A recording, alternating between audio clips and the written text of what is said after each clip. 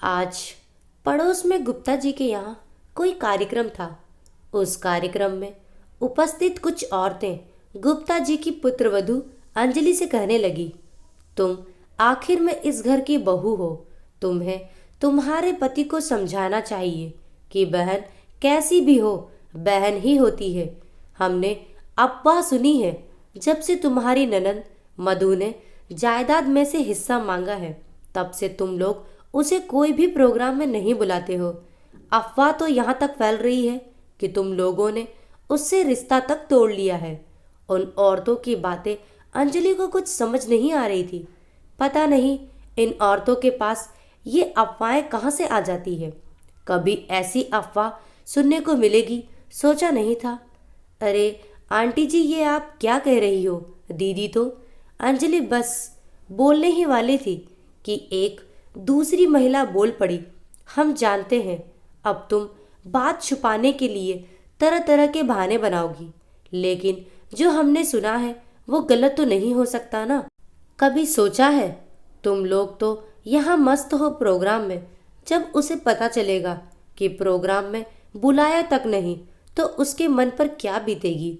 दूसरी महिला बेवजह की बातों का ज्ञान झाड़ रही थी। तभी पीछे से आवाज आई, अरे क्या हुआ सरोज आंटी, आज क्या नई ताज़ा खबरें सुना रही हो मोहल्ले की?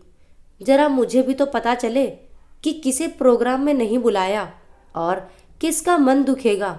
मधु ने कहा। जो महिलाएं अफवाहें फैला रही थी वो मधु को देखकर चौंक गई। अरे दीदी, आप ही संभालो अब इन आंटियों को।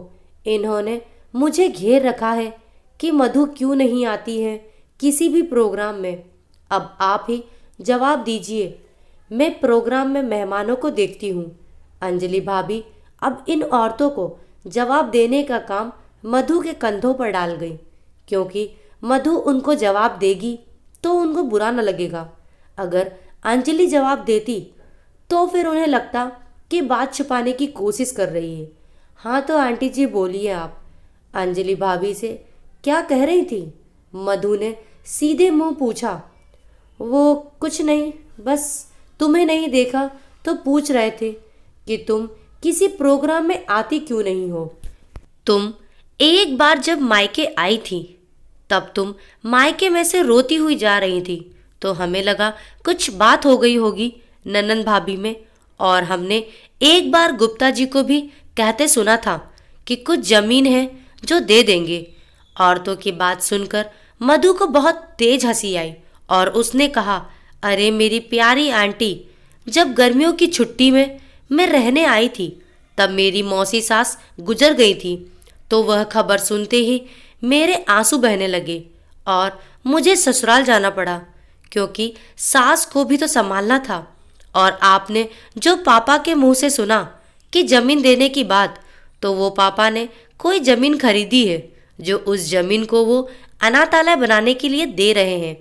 आप लोग भी ना पूरी बात सुनने से पहले ही उस बात का परिणाम सोच कर रखती हो।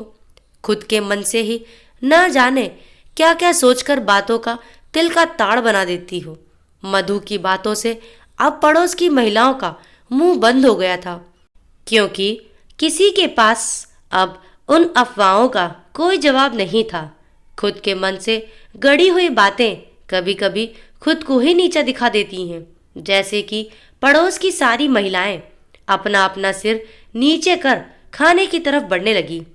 आशा करती हूँ दोस्तों आपको ये कहानी जरूर पसंद आई होगी। अपने विचार हमें कमेंट बॉक्स में लिखकर जरूर भेजें। कहानी को लाइक करें, ज़्यादा से ज़्यादा शेयर करें।